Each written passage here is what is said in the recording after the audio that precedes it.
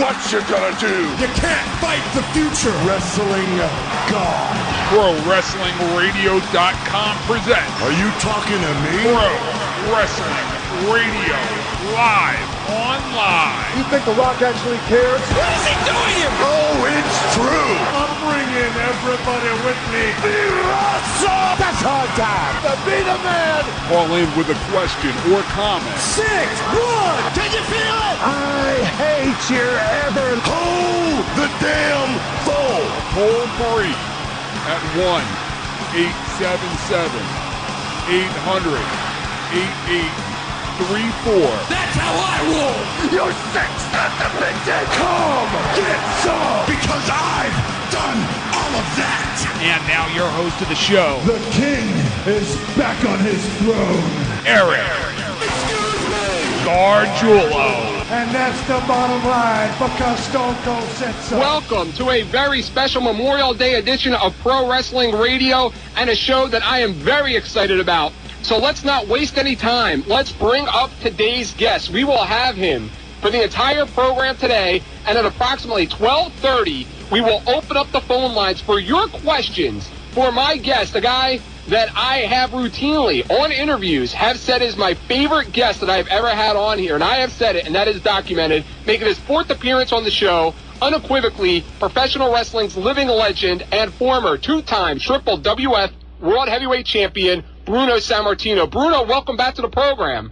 Well, thank you very much, Eric. It's always a pleasure to be on your show, and thank you for the kind words. Oh, absolutely. It's always an honor having you here, and always the first question I ask you is, how you doing? You still doing those morning runs? Yes, I still maintain 6 days. 3 days a week I do road work, and 3 days a week I pump iron. And some days my day of rest, but not really. That's the day I love to putz around the house with the grass or the shrubberies and all that kind of stuff. Right. Now, I saw some pictures of you from some conventions last year, and it looks like you lost some weight. Right now, about 217, 218. Somewhere around there. Wow. I don't think at your age there is a man in better shape in this country that I've ever seen. Well, I don't know. Thank you. I do work at it hard because, as you know, in wrestling all those years, I did sustain some injuries to where I'd have some back surgeries, hip surgery, knee surgeries. So I've done a lot of rehab on my own, and I'm a strong believer that if you work out well and hard, and watch your diet to a certain degree, keep your weight under control, that the benefits are going to be there for you. Right. And again, we're talking to Bruno Sammartino. Speaking of injuries, what was the injury that you had back in 1968 that forced you to stop using the backbreaker as your finish? Well, I had a number of injuries. One was in my back that stopped me. Because remember, when I used to have backbreaker, for example, if you remember these names, Bull Ramos, he was 365 pounds. Wow. Klondike Bill, another 370-pounder. Jess Ortega was close to 400 pounds. And, taking a lot of hard falls and then picking these big guys up like that, I did some vertebrae damage on my back, and I found that I started having back problems way back in the 60s, late 60s, and so I kind of got away from those kind of power moves because, in all honesty, it took an awful lot of strength to do those kind of things, and it would put an awful lot of stress on your back. Right. Is that what you think over the years that has absorbed the most amount of punishment, your back? Yeah, in my case, no question, because when one of the world-renowned neurosurgeons by the name of Dr. James Maroon, who did the surgeries on me, he told me that he could see how hard I had trained and the kind of condition I was in, but he also saw the tremendous kind of abuse that the back took. And when he did the couple of surgeries, he had to remove a total of 16 spurs on my back. Wow. And 3 vertebrae brace had to be removed, and I still, just a lot of problems that to this day I'm in much better shape. But to tell you that I'm totally pain-free, it wouldn't be accurate either. But thank God, I'm doing great. I work out and everything else. Right, absolutely. Speaking of lifting heavy guys, is it true that when you lifted Haystacks Calhoun, that's really what turned your career around? Well, it certainly helped me tremendously, because up to that point, I couldn't get any kind of a break. I just couldn't get a break. No promoter wanted to take a chance and put me as a headliner, even though they thought that certain things about me, they were impressed as far as my strength, my physical appearance and that. But in those days, they'd rather continue on with established names, and it's pretty hard to get established if somebody doesn't give you a break. Right. So when I picked up Haystacks Calhoun, then it got such a tremendous reaction that I became known as the strong guy from Abruzzo, Italy, who picked up Calhoun. And no question that did help me considerably from that time forth. Right, absolutely. Now, what do you remember? How did you wind up meeting Vince McMahon Sr. for the first time? Was it through Frank Tunney? No, not at all. I was here in Pittsburgh. I was competing. I was doing both amateur wrestling and professional wrestling, amateur wrestling and amateur weightlifting competition. And I had been in Oklahoma City, where I became the North American weightlifting title I won. And when I was here in Pittsburgh, I was on a television show from a fella that read in the paper that I'd won the contest. And while I was on that show, a gentleman by the name of Rudy Miller was in town from Washington, D.C., because the following day on a Saturday, they would do studio wrestling here in Pittsburgh. And he happened to be here the night before, and he saw on TV while I was being interviewed about this weightlifting contest that I won. And the gentleman asked me if I was still also working out with the wrestling part. And so when this Rudy Miller heard about me doing both weightlifting and wrestling, he inquired at the studio if anybody knew who I was. And it happened that one of the guys, a guy by the name of John Cartonis, who went to high school with me, he says, yeah, he says, I live in the same street as Bruno. And this Rudy Miller asked him if he would ask me to come down the following Saturday, because it was a live TV show every Saturday here.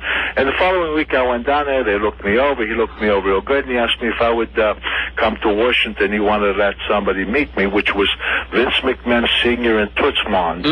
And they took me to an arena with a couple of guys I didn't know. They wanted to see what I could do, couldn't do. And I worked out in the ring with them, and they seemed pretty impressive. And that's when they set me down and said, I would like to become a professional wrestler. And that's how it started. Gotcha. Now during your height of your career, did you ever, I never asked you this before, but did you ever wind up meeting Frank Sinatra or any of those Rat Pack guys during your career? Did I ever meet him? Yeah. Oh, my goodness, I knew them all. I became good friends with Julie Rizzo, if you remember that name. Okay. That was Sinatra's right-hand man. He had the nightclub in New York called Julie's. And through him, yeah, my goodness, I was in Frank Sinatra's company at least a dozen times, if not more. So I got to know Frank, Dean Martin, Sammy Davis, I don't know, what's his name, Lawford. Okay. I got to know Richard Conte. I don't know if you remember him, the actor, because he used to hang out with Frank a good bit. And we used to, after a Madison Square Garden show, whenever they would be in town, Julie would always make sure he sent a driver for me, and I would join them right at Julie's, for the evening. Oh, okay. All right. Well, that's good stuff right there. Now, and doing some research when I was having you back on the show here, I saw that you worked, I don't know if it was once or you worked more than once with Ray Stevens in California for Roy Shire. Yeah, I wrestled Ray not only in California several times, but then here in New York. Oh, okay. In Boston, and I forget all the towns, but I wrestled Stevens a lot of times. He's another guy I have a lot of respect for. Stevens was very, very good in the ring. Yeah, I was going to ask you what your memories were of wrestling him, because a lot of people, even today, talk about him as one of the great workers of that era. Absolutely, without question, he certainly was. Okay, now, I understand that you had there was supposed to be a big rematch scheduled in '63 after you defeated Buddy Rogers with Buddy at Roosevelt Stadium, but it wound up being you and Gorilla Monsoon. What was the story behind that? Did he pull out of it, or? Who, Buddy Rogers? Yeah. No, there was never a rematch scheduled with Buddy Rogers. I don't know if they let the publicity or somewhat, but no, there was, because remember, a lot of people don't remember this, but I wrestled Buddy in a non-title match on TV 2 weeks before that Madison Square Garden match. Oh. And it went the same way. The match lasted about, 30, 40 seconds where I took a backbreaker. And then we went in the Garden. The match, I heard you announce from the beginning where McMahon's all in 55 seconds. That was 48 seconds. And no, that was the end with Buddy. There was always bad feelings between me and Buddy Rogers. I don't know if you ever knew that or not, but the first time I had. Huh? I was going to say the first time you were on the show here, you talked a lot about it. Yeah, we just, we just did not like each other. As simple as that. We just did not like each other. A lot of people have no idea that match even came about, but it was a story in itself. But no, after that was the end of Buddy Rogers as far as his career. Now, a guy that you had a big run with, Billy Graham. I understand you guys did some really big business on the rematches, on the title rematches. Around the country. As a matter of fact, you had a very legendary cage match here in Philadelphia, which I think was a couple days before he wound up dropping the belt to Bob Backlund, actually. Billy Graham's putting out a book, and Billy Graham's done a lot of interviews, and Billy Graham tells a story, and I'm asking you whether it's true or not, or what your take on this is. Okay. Billy Graham says that you guys wrestled each other in Philly a couple days before the Bob Backlund match. And Billy was starting to get upset because business was great. You and he were doing great business, and he was thinking, that he wasn't ready yet to drop the belt to Bob Backlund, especially with the business you guys were doing. And you, being around the business longer than Billy, is seeing what Buddy Rogers tried to pull with you when he tried to pull the heart attack story, and Dory Funk tried to pull the same thing with Jack Briscoe when he had a truck accident before he was supposed to drop the belt to Jack Briscoe. And Billy says that you advised him out of this to work a knee injury so he wouldn't have to drop the belt to Backlund. And we all know how that turned out anyway. Is that true? Billy said that? Yeah. In his book? Well, he said that in other interviews. Wow. It's a pretty good story. I certainly have no recollection of anything like that. It's a great story. That's why if it was true, I was hoping to get some comments from you on it. So there's no truth to that. No, I've never. No, that's news to me. Okay. That's news to me. That's first time I ever heard that story. Okay. And speaking of interviews, Larry Zbysko did an interview recently, and he was asked about the heat between you and he. And he said he feels partly responsible because he said that you're a little mad at him because when you guys did the program in the early 80s with each other, he said that he kind of went over your head and went to the office and put a lot of pressure on you to do it, and you didn't really want to do it, but you kind of felt pressure to do it. Is that accurate? No, that's not accurate. The reason why there was bad feelings was because we were supposed to have a workout. The idea was not a wrestling match. Mm-hmm. The idea was a workout, and I don't know if you remember the workout. I do. It was supposed to have been just a workout, and the idea was that he felt that at that stage of our lives, I was over the hill, and he was coming into his prime, and he felt that if we had a workout to we're trying to outmaneuver each other, that people would get new respect for him and not just look at him as a protege of Bruno Sammartino, but perhaps as his equal or even better. And he was honest. He says, Bruno, he says, not because I'm saying I was better than you or anything. He says, but let's face it, age catches up with all of us. He says, and it has caught up with you. He says, you're not what you used to be. He said, but I'm coming into my prime. And he said, so he said, it's only normal that I should, he said, be able to outmaneuver you a little bit. And I told him, I says, well, if you can outmaneuver me in this workout thing, fine, but don't think that I'm going to help you with it. That's because I have a lot of pride, and I'm going to look as good as I can look. Right. We agreed with that. But when he got a little frustrated because people started getting him a little bit, what I got mad, a lot of people don't know, is he really clobbered me with that chair. I mean, he hit me so damn hard that I was really bleeding bad, and I did. I got very upset and angry with that, and I lost a lot of respect. And after that, I just had a completely different feeling about Larry. Right. So a lot of that workout then, in terms of what they would call today, would be a shoot then. Oh yeah, it was just strictly. He wanted to show. It wasn't like we went out there trying to beat each other. Right. It was trying to outmaneuver each other, just so that he felt that people could respect and appreciate his talent. once by outmaneuvering me. Okay. Well, that makes a lot of sense then, in contrast to what he had said in his interview. Well, I don't know what he said because I've never heard of any interviews. I'm just telling you what I know. Yeah, absolutely. And again, we're speaking to the legendary Bruno Sammartino. On a happier note, what are some of the memories of your program with Cowboy Bill Watts? Oh, boy, that was so early on in the career. That was in the 60s, in the middle 60s, I guess it was. Bill was a big guy. He was a 300-pounder. And a strong guy, could move well for his size. And I thought we had some good matches, but I have to be real frank with you, to say that those matches stick out in my head like some of the ones I had with Ivan Koloff or Kowalski, I wouldn't be truthful of me because, again, it was in the middle 60s, maybe, 65 or somewhere around there. I don't remember the exact years. But they were good matches. I'm not taking anything away from Bill, for God's sakes, because he was very good for a big guy. But my matches with Koloff and Kowalski and even a few with Tanaka, and even Monsoon, if you remember, for a guy over 400 pounds, he could move well, and I had some pretty good matches with him. So Hans Mortier I enjoyed because we used to do a lot of wrestling when I wrestled there. There's a lot of good, clever wrestling moves, and I loved that. In fact, what I don't like when I see myself, I don't see myself too often now, some of these tapes that are out there, they're always like of a blow-off match. What I mean that blow-off match is like with Koloff, let's say. Maybe the first match we ever did would have been great, a lot of arm dragging, a lot of good drop toe holds and scoop slams and backdrops on. But then by the time the second or third match came, it would become a brawl. Right. And it seems like I see more of those kind of matches that they put on tape rather than those ones that led up to that brawl, so to speak.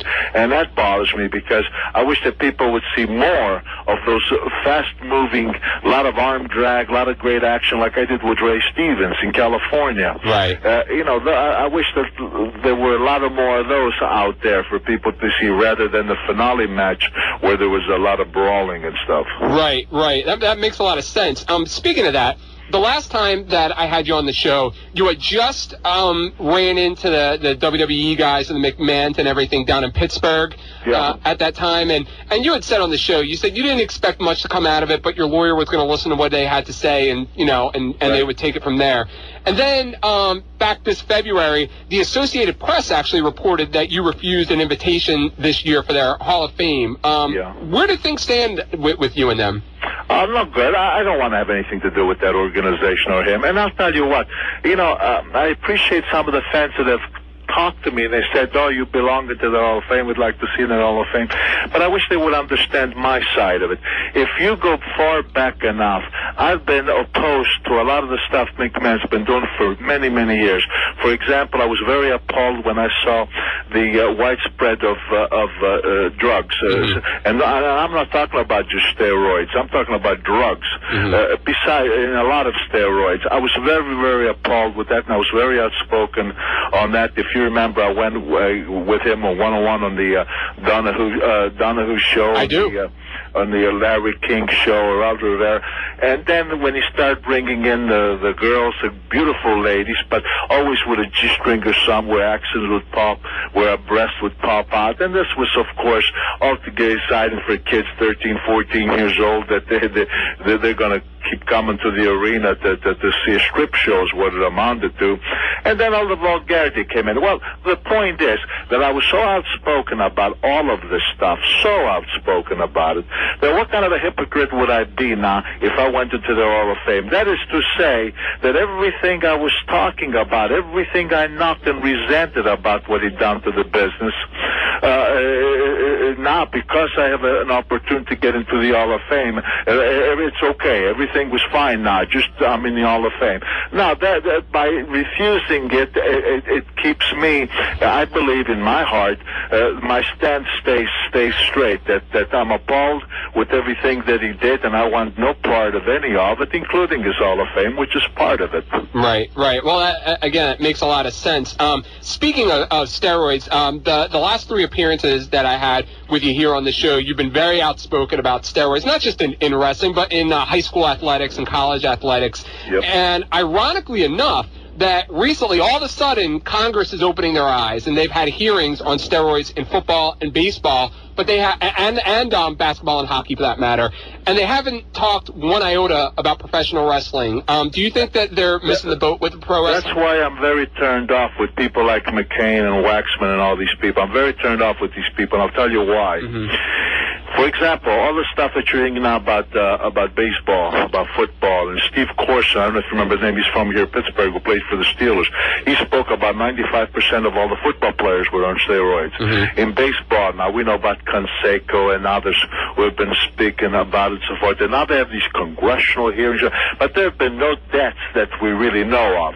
20-some years ago, when I was so outspoken about the steroid problems, and we were on these shows that we just mentioned, like the Larry King and Dunn and all that, you mean to tell me that these guys, the McCains and the Waxman, have never heard about any of this stuff? No, it was because it was professional wrestling. They didn't care. Wrestling wasn't a glamour sport like baseball, football, whatever.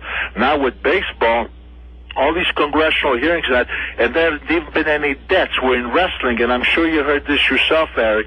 They're supposed to have been, in the past 20 years, something like over 70 guys that have died from drug-related things. Okay, my God, shouldn't that bring more attention than anything to know that there are that many deaths that have occurred in young guys yet? In baseball, there have been no deaths that I know of in baseball. In football, they talk about Lyle Alzado. But the point is that in wrestling, there have been that many deaths, and yet they ignored it all the time. Maybe if they'd pay attention 25 years ago when I was talking so much about it, maybe then they would have taken some action that maybe would have curbed the baseball, football, and everything to get into those drugs. Maybe they would have taken action that much earlier, the league themselves, to try to prevent it from happening.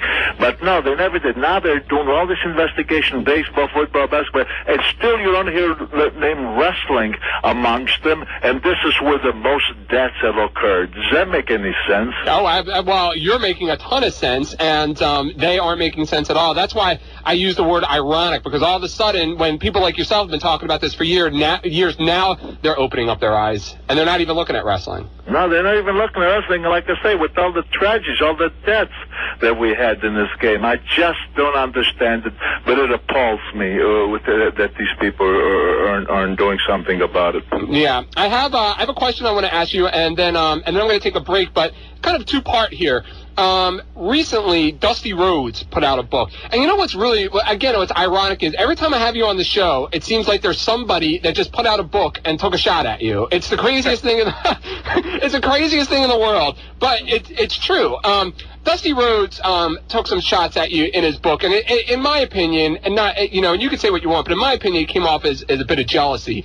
Dusty Rhodes in his book, in talking about you, he said that after the shows where he would come in and do the WWWF shows, and you were on the show in New York City, he would go to the nightclubs, and if you would be at the nightclub, he would walk in the nightclub, and everybody would leave where you are and go to get his autograph, and you would look at him with a disgusted face. First of all, I've never been in a nightclub with Dusty Rhodes. I was not a nightclub person. I didn't go to nightclubs. Right. Never been in one. And I heard he also said that whenever we had an autograph session, that people would all rush to him and me. I don't know if this guy's got if he's that egotistical or that he convinces himself of these ridiculous lies. Dusty Rhodes was never a big deal in the Northeast. When did he ever headline Madison Square Garden or any of the other big arenas around here? Not during my era, and he was certainly there during my era. You know, somebody else told me that he said that, and I said, all I got to say is that this guy is as sick as he is fat, because it never happened. Right. And you know what's funny is after those comments came out, and a lot of your fans would like post on the internet and stuff, and they would say, not only does that story not sound credible, but people that would know you would say, Bruno never even went to the nightclubs after the show. And I never did. Yeah. I never did. So I don't know why these people write this kind of garbage in their books. I don't know, is it to sell books? Is it I don't understand. Why do they fabricate these ridiculous stories? I just don't understand it. I just don't. Well, what I'm going to do now is I'm going to take a quick break. But when I come back from the break, I want to ask that you can listen when we come back from the break after the commercials, because I had Terry Funk on my radio show last week.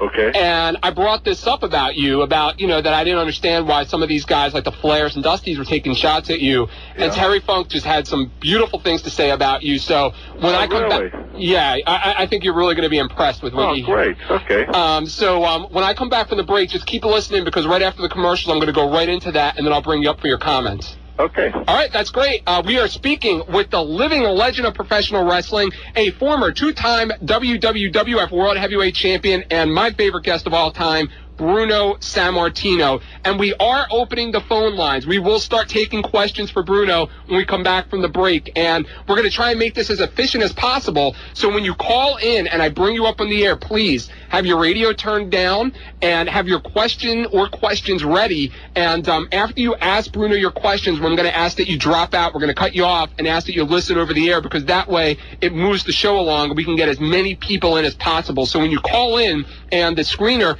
asks your question, please have it ready so we can get as many people in as possible to talk to the living legend Bruno Sammartino. With that said, we are listening to the show in a couple of places. One, on the internet through my website, ProWrestlingRadio.com, WBCB1490.com, and on the air, WBCB 1490 AM. Yeah.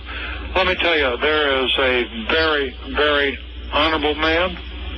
There is a guy that certainly protected his profession more than, and I don't mean this bad whenever I say it, I'm not knocking Dusty. That certainly protected his profession more than Dusty. Certainly protected his profession more than Ric Flair. Certainly protected his profession more than Hulk Hogan. But also, he certainly protected his profession more than Terry Funk. And I think that that's a wonderful trait. And I think that he's one hell of a man. And gosh, I really mean that. I've always admired him to no end, you know. Yeah. As he had an opportunity, doggone near split up with Vince McMahon Sr. because Shohei Baba, he met him. And by golly, whenever Bruno says, and they became friends, and whenever they become friends, you become Bruno's friends, well, he'll never let you down. He'll never forget that, and Vince Sr. went with Inoki. Bruno says, I'm not going to do that. He went with them in New Japan.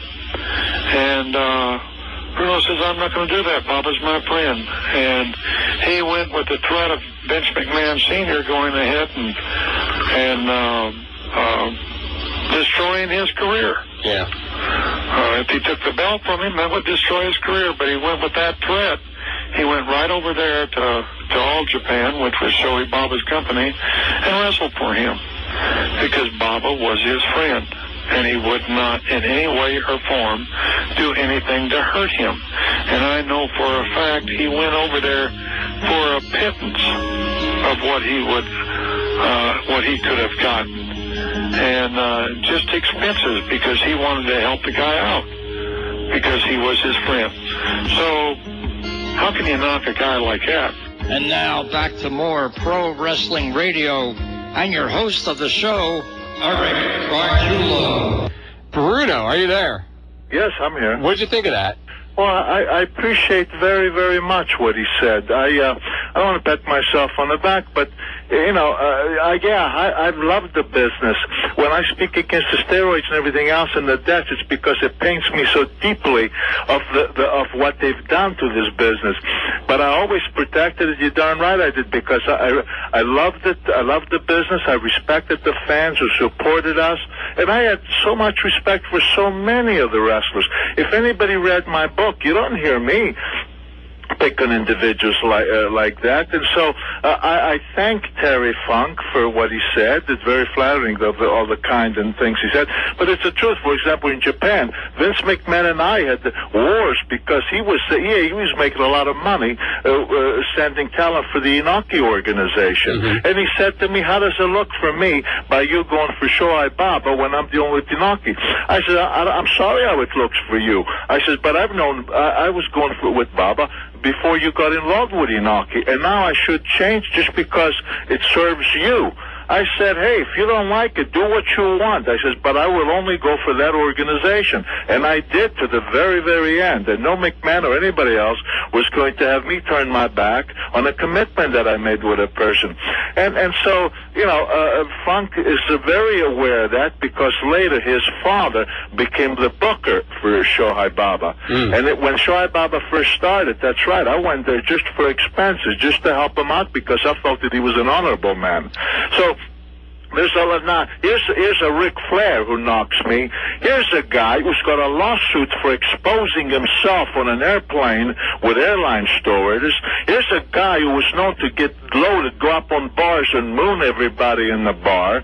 Here's a guy who wouldn't pay his income taxes, where they almost threw him in jail, and Jim Crockett had to work out a deal with the government to pay to keep him out of jail and monthly make payments for taxes. Here's a guy's admitted of using drugs for over 20 years, and this guy should be criticizing anybody?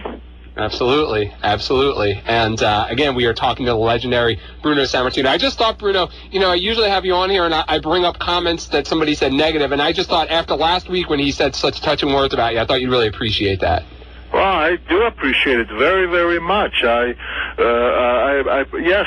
what can I tell you? Yeah. It's very nice of Terry to feel that way about me. But he knows me for a long, long time. We go way, way back, and not that we've been great buddies or ever hung out or anything like that. No, but I think there's always been mutual respect because of our careers. Right, absolutely. How about we open up the phone lines to the fans out there? Very good. All right. I like talking to the fans. Oh, I know you do, and they love talking to you. I get so many emails asking when you're coming back on the show, so this should be a lot of fun. We'll bring up Ron first in Levittown. Ron, are you there? Yes, I am. All right, Ron, if you could just say hello and ask your questions, and then we'll cut you off, and you can listen to Bruno answer on the flip side. Okay. Bruno, it's an honor to talk to you again. Thank you, Ron. And I have to say, before I ask my question, if it's all right, Eric, yeah. I feel the same way you do about wrestling today is just not what it should be. I mean, I follow your era, and my question is, what is your son doing today? All right, thanks, Ron. Well, did I hear right? What is my son doing today? Yeah, David. David lives in Georgia. He's got a wife and a daughter, and he's out of the wrestling business, obviously, and he lives there and he works there, and that's his life now. Okay, and you know what? I would be remiss if I didn't give the phone numbers out again. I haven't given the phone numbers out there on the show. The numbers to call in are 1-888-922-2149. That's toll free, 1-888-922-2149. And Scott is hanging on hold. Scott, are you there? Yeah, I'm here. And Bruno, it's very big pleasure to talk to a living legend like you. You ain't stuck up like Ric Flair and all those other guys that I tried meeting before. But anyways, I mean, why do you think that, so many wrestlers today are trying to tarnish your legacy? You carried the WWWF on your back basically for like 7 years during your first reign, and then for 4 more years during your second reign. Why do you think guys like Ric Flair and all those guys want to tarnish your legacy like that? Thank you, Scott. I think guys like Ric Flair, I never knew him too well because I was never around him all that much. When he in the Garden, when he first came, Crockett sent him over to give him some publicity. That's the time when I was champion. Mm-hmm. But he was preliminary. I think he wrestled a guy named Pete Sanchez. That's correct. And whenever I was in Japan, he was with him. He was in the preliminary, and I was the headliner. I think it's in Ric Flair's case, I think it's strictly jealousy. He's an egomaniac. He wants to to put himself above everybody in the whole world of wrestling, and I think that he thinks he can achieve that by putting others who may have had a better reputation and by putting him down. I don't know any other explanation. I don't know what's in the guy's head, but like I say, with everything he's done and the way he's conducted himself, I think that speaks volumes about what Ric Flair is all about. Is it true, Bruno, that when Vince Sr. and Vince Jr., when they were promoting the Muhammad Ali Antonio Inoki event, and it wasn't selling as well as they thought it would be, and that's putting it lightly, that Vince Sr. Pretty much went to you and begged you to come back way earlier than you were in shape for that match with Stan Hansen? I got the doctors on my back, my family, because Vince McMahon was calling me at the hospital. It's after I was recuperating from my broken neck. The thing was such a disaster financially, and if anybody who remembers or who knows, it was the biggest bomb worldwide as far as that match, everywhere place it was seen. Mm-hmm. And Vince McMahon Sr. told me that if he didn't make the match between me and Hansen, that he was going to bankruptcy because he had committed so much money with a fight manager named Bob Arum for the closed circuit that Vince McMahon had gotten into. They thought that the fighter versus wrestler would be a big bonanza. It would have been if it had been anybody but Inoki, because Inoki was known in Japan, but he wasn't looked upon that big anywhere else. Right. And so McMahon kept calling, and my doctors and everybody says, you're not ready, you're not ready. Anyway, long story short, I came back just to bail him out, and we did bail him out because every place they showed the match with me and Stan Hansen on the closed circuit, it was a big bonanza, and not only did we bail McMahon out, but made him a lot of money at the same time. Right. And again, we are talking to the legendary Bruno Sammartino, and we're going to go back to the phones. Joe is hanging on. Joe, are you there? Yes, I am, Eric. How you doing? Good. This is Joe Evie. I know you know Joe real well, Bruno. Yeah, it's a good friend of mine. Joe, I see Joe not once in a while when I make an appearance someplace. He's been a very, very good friend. Absolutely, and Joe's been a great friend of the show here. So, Joe, talk to Bruno. Hey, Bruno, how you feeling, my friend? I'm feeling pretty good, Joe, pretty good. I hope you and your family are all well. Yes, we're all doing well, Bruno. I shattered my collarbone, but that's a long story. We'll get into that another time. I just want to know how you were feeling, and I hear you're coming to Philadelphia in June for the Italian Sons and Daughters of America. I just came back from Washington, D.C., where they honored me there. The ISDA, the Italian Sons and Daughters of America, and in 26th, I believe, of June, I will be honored in Philadelphia. Okay, Bruno, I look forward to seeing you there, Bruno. And what's this I hear that Larry Zbysko is challenging you to a match in August? It's a funny thing, because if you look at the website, what's it called, the WrestleReunion.com, you will see me there responding to him, and then you'll even see me take my sweatshirt off and give a pose to show everybody what I look like at this stage of my life. That's going to be good stuff, and we'll talk about that in a moment as well. Joe, I want to thank you for calling in, and I hope you feel better. Okay, thanks a lot. I'm doing real good, and Bruno, I look forward to seeing you real soon. Take care of yourself, Joe. And you take care, champ. Love you. Okay. Take care. Thank you, Joe. Yeah, speaking of that Wrestle Reunion event, that's coming up in the summertime right here in the Valley Forge area, at the Valley Forge Convention Center. And I had Test on a couple of weeks ago, and we were talking about who he was looking forward to seeing. Are you looking forward to seeing anybody in particular there?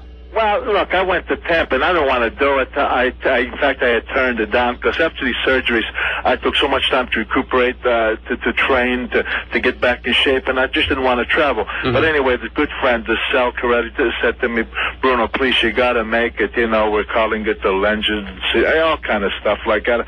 I went, and I was thrilled to death. There were a lot of wrestlers there. Unfortunately, I didn't get to see half of them because I was so busy with the fans signing autographs, having photo session, question answer thing, and that's what I really loved. And so I devoted all my time with that more than trying to get together with some of the wrestlers. Not that I don't want to, but I felt that this was a fans' day. This was for the fans, and that's where the time should be devoted to. And it's going to be the same thing in Valley Forge. Yeah, it'll be nice to see some of the guys, but more importantly, this is an opportunity to be able to meet with the fans, to answer their questions, listen to their comments, or take a picture with them, or whatever it is that's going to happen.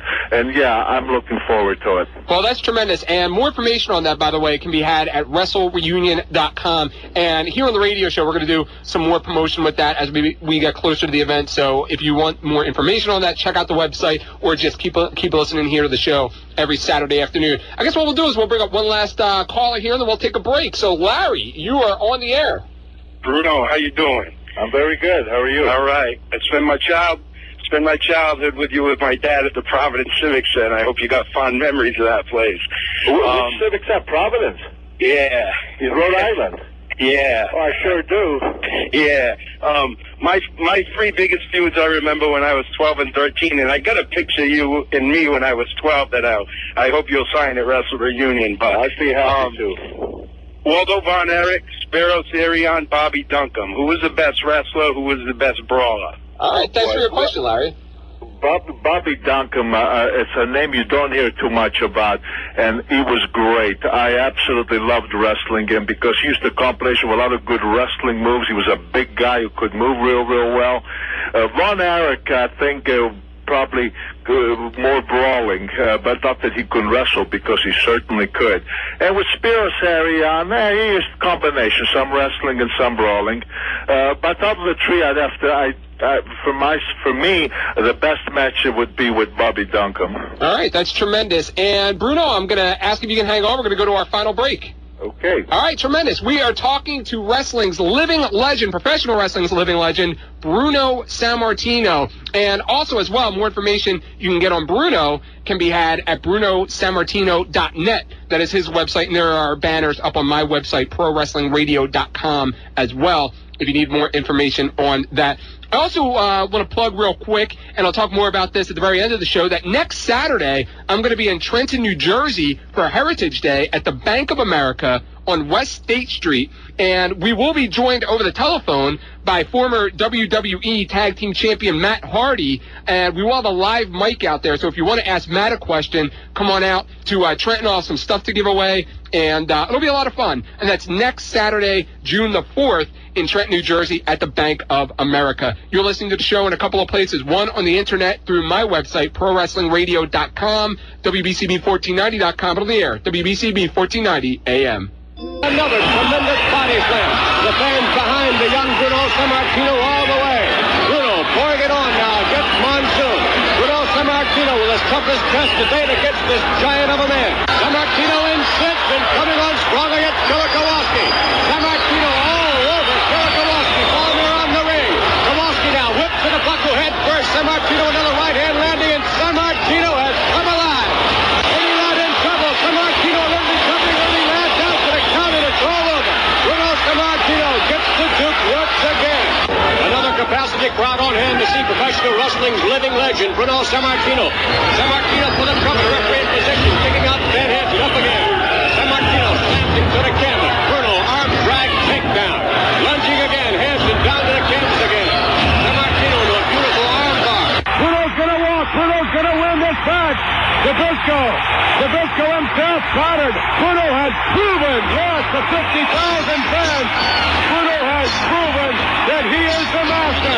Back for more Pro Wrestling Radio. I'm your host of the show, Ric Flair. Welcome back to the program, and again, we are speaking with professional wrestling's living legend, Bruno Sammartino. Let's bring up Ted, who's been hanging on for a little while. Ted, are you there? Hey, how's it going, Eric? I'm doing great. The floor is yours. Yeah, I got to say it's an honor and a privilege to be talking to someone like Bruno Sammartino, a champion of his integrity. And I just have a question, two questions. One, why did Mr. Sammartino, why did he never wrestle heel? And two, why in other words, Vince's father, Vince Sr. and Toots Mont, how is Vince Junior different from those individuals? Not just hang up and listen to that question, but like I said, it's an honor to see someone of that kind of integrity, and I love the stance of why he isn't going into the Hall of Fame, and actually it's not legitimate until someone like him gets into it. Well, thank you very much, Ted. Thank you very much, Ted. Those are very kind words. As far as to compare Vince McMahon Jr. with Sr. and Toots Mondt, to those who may not know who he was truly one of the greatest wrestler of his era. He was a tough guy, great wrestler, was partners with Vince McMahon Sr. A lot of people didn't even know that, but he was. Vince McMahon Sr., I'm not going to tell you that it was a 100% smooth ride, but we had our differences, but overall, I respected him too because he wanted the best for wrestling and so forth and so on. He really was. He was for wrestling. His son, how can I compare him? If his father was alive and saw what his son did, I don't know what his father would do, because I know darn well the way I knew Vince McMahon Sr., he would never have approved of what his son did. And you know what? I'm sorry to say, but I didn't hear Ted's first comment about somebody that wrestled or did not wrestle. I missed that. Oh, he asked why you never went heel at any time in your career. Heel? Yeah.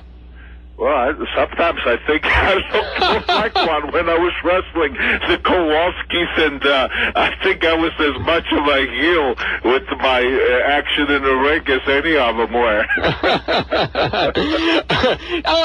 Over the last couple of years, well, Harley Race said, I think it was about a year or so ago, he said right around 1983 when he was NWA World Heavyweight Champion, he said that Vince Jr. made him an offer to jump with the NWA belt at that time. And I had Dusty Rhodes on the show here a couple of weeks ago, and he said that wasn't uncommon for other promoters to make offers to champions to jump with the other, promotion's belt. Did anybody during any of your reigns from like the AWA or NWA ever make you an offer to jump with Vince's belt? No, there was talk where they actually had meetings when Fez was champion. He was getting old, as we all got old in time, and he wasn't effective anymore, and they felt that they wanted a unification of the title to where I was going to be that, but they could never get together as far as what's his name, Sam Mushnick, who was the head of the NWA. He needed like 17, 18 days a month on the champion because of all the commitments he had with the NWA members around the country. Vince McMahon, who felt that he had the biggest arenas anywhere in the country in all his major cities, and he needed 17, 18 days.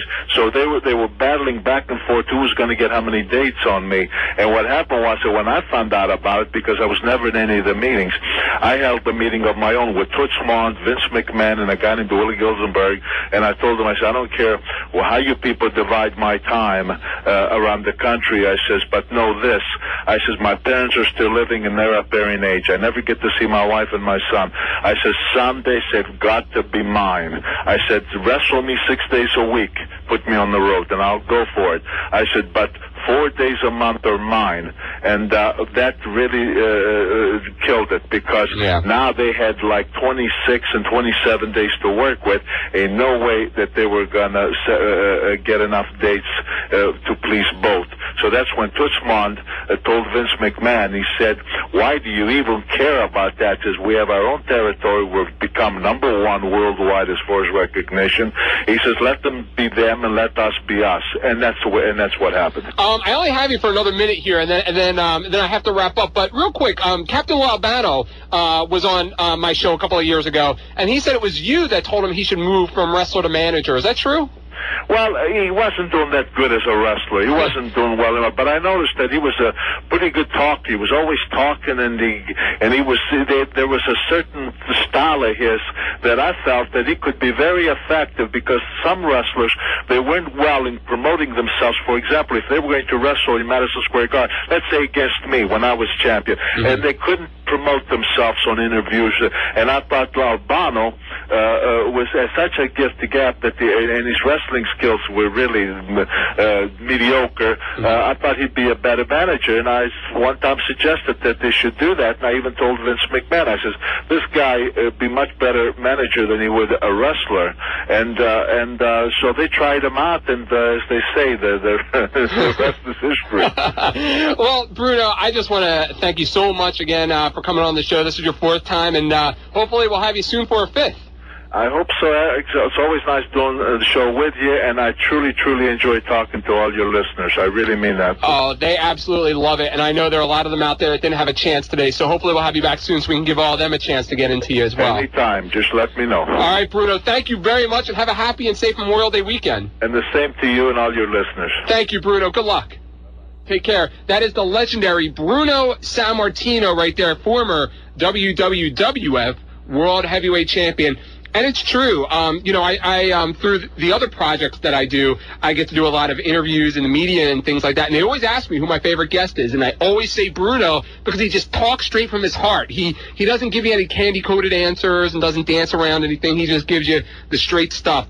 And I love that about Bruno Sammartino. What a great man. And, again, all apologies to anybody that couldn't get through today to talk to Bruno. We'll definitely have him back on at some point. And he's also going to be available at that Wrestle Reunion convention. So you can not only ask Bruno a question, you can ask him yourself at the WrestleMania convention and meet him, get an autograph, and all that wonderful stuff.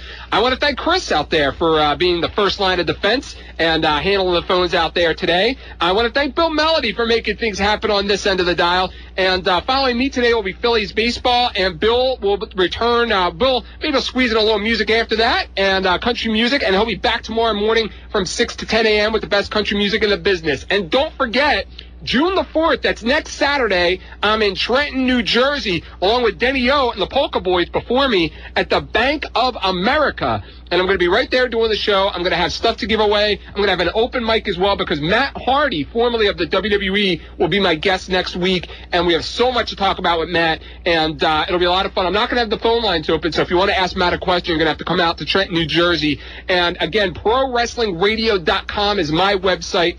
ProWrestlingRadio.com. We'll have the Bruno Sammartino interview up in audio and transcription sometime in the next few days, and that's ProWrestlingRadio.com. Terry Funk is up there, Dusty Rhodes and Test are up there as well, but they're going to be going down in order to allow the bandwidth. And that'll about do it for me. Have a happy and safe Memorial Day weekend, and to the troops out there, thank you very much. We'll see you next Saturday from Trenton, New Jersey.